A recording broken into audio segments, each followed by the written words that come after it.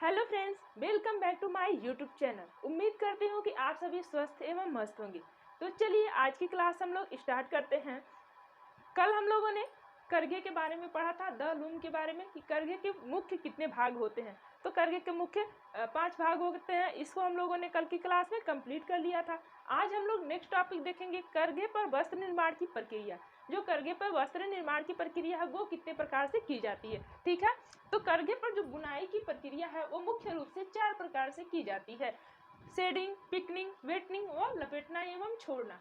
जो shading, picnic, वेटनिंग और लपेटना एवं छोड़ना की प्रक्रिया है वो निरंतर चलती रहती है करघे के द्वारा। मतलब कि ये रुकती नहीं है। कोई भी एक क्रिया रुक गई मतलब जो बुनाई का कार्य है वो रुक गया। ठीक है, तो इसलिए वो निरंतर चलती हुई रहती है। तो उसमें जब हम लोग देखते हैं कि ये जो शेडिंग की प्रक्रिया है ये क्या है। शेडिंग की प्रक्रिया जो है ये हार्नेस से शुरू होती है। जैसा कि हम लोगों ने पढ़ा था कि करघे में लगा हुआ फ्रेम जो होता है उसे ही हार्नेस कहते हैं, और जो वो ऊपर नीचे उठता है तो उसी के द्वारा एक शेड तैयार होता है और उसी को हम लोग शेडिंग कहते हैं। जैसे मान लीजिए ऐसे ऊपर नीचे अगर जो धागा तैयार हो रहा है तो वो एक शेड का आकार बन रहा है, तो उसी को शेडिंग नाम दिया गया है करघे के इस प्रक्रिया में। ठीक है, नेक्स्ट है हमारा पिकनिंग। पिकनिंग जो होता है वो बाने के धागे को जो शटल होता है उसके द्वारा डाला जाता है। शटल हम लोगों ने देखा था कि एक जिसमें धागा लपेटा हुआ था उसी से जो शेड बनता है उसी में दाएं से बाएं और बाएं से दाएं की ओर धागा को डाला जाता है, तो वो हो जाता है हमारा पिकनिंग। पिकनिंग का काम जो करता है वो क्या करता है, शटल करता है। नेक्स्ट है हमारा वेटनिंग। वेटनिंग का कार्य जो होता है वो जो इस कार्य को, वेटनिंग के कार्य को रीड करता है। रीड कौन होता है, तो रीड जो कंघी करने का काम करता था, ठोकाई करने का काम करता था, उसे ही हम लोग रीड कहते हैं। तो धागे को बराबर एवं समानांतर रूप से बैठाने की क्रिया ही वेटनिंग की क्रिया है। और नेक्स्ट है हमारा लपेटना व छोड़ना। अब जब करघे से सेट बन गया, उसमें धागा से बुनाई हो गया और फिर उसको ठोक करके बैठा दिया गया, तो अब उसको ये अंतिम प्रक्रिया होती है लपेटना व छोड़ना। और ये प्रक्रिया क्या होती है, क्लॉथ बीम में होती है।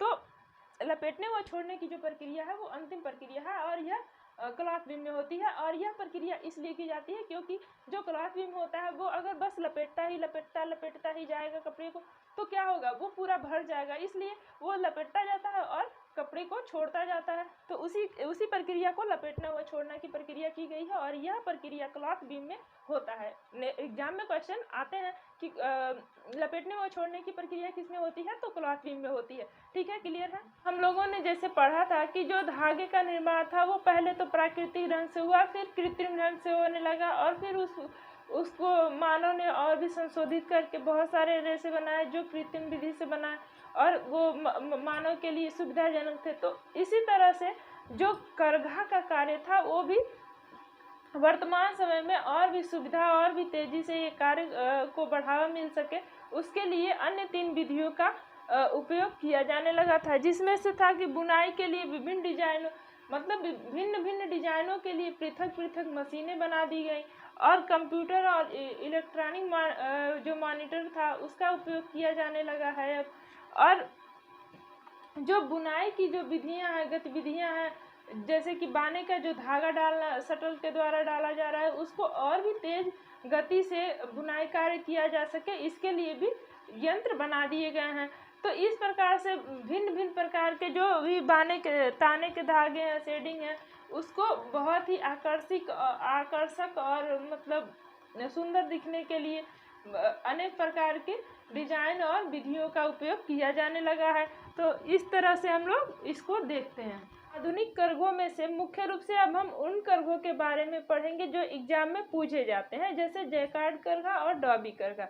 जैकार्ड करघे का जो आविष्कार है वो फ्रेंचमैन जोसेफ मेरी जैकार्ड ने 1801 ईस्वी में किया था और इसकी जो कार्य करने की क्षमता थी वो 200, 300 या 1000 या फिर उससे अधिक तानों के धागों को एक साथ नियंत्रित करने का ये कार्य करता था, जिससे कि कार्य बहुत ही आसानी से और जो वस्त्र की बुनाई थी वो बहुत ही सघनता से किया जा सकता था इस पर। नेक्स्ट है डॉबी करघा। डॉबी करघा जो है वो छोटी छोटी आकृतियों वाले डिजाइन को कम से कम 25 धागों को एक साथ मिला करके किया जा सकता था। और ये जो डॉबी करघे के द्वारा जो आकृतियाँ बनाई जाती थी ये ज़्यादातर ज्यामितीय डिजाइन ही बनाई जाती थी। एग्जाम में पूछा गया इस टॉपिक से क्वेश्चन है कि ज्यामितीय डिजाइन किस करघे पे बनाया जाता है। तो ज्यामितीय डिजाइन डॉबी करघे के द्वारा ही बनाया जाता है और कम से कम 25 विभिन्न सूत्रों को, मतलब भिन्न भिन्न सूत्रों को एक साथ मिला करके इसको डिजाइन अलंकृत किया जा सकता है वस्त्रों पे। तो इस प्रकार से हम लोगों ने पढ़ लिया जैकार्ड करघा और डॉबी करघे के बारे में। करघे के इस टॉपिक से बस इतने ही क्वेश्चन पूछे जाते हैं, इतने ही टॉपिक से, जैसे करघे का भाग हुआ, करघे का प्रकार हुआ और आधुनिक करघा, जिसमें से जैकार्ड और डॉबी करघा हम लोगों ने पढ़ा। इसके अतिरिक्त और किसी टॉपिक से क्वेश्चन नहीं आएंगे। तो अगर हमारे वीडियो अच्छे लगे तो लाइक, शेयर एंड सब्सक्राइब कीजिए। कमेंट करना मत भूलिए, क्योंकि कमेंट करने से हमारा भी प्रोत्साहन बढ़ता है। और आप लोग इस वीडियो को देखते रहिए। Thank you for watching.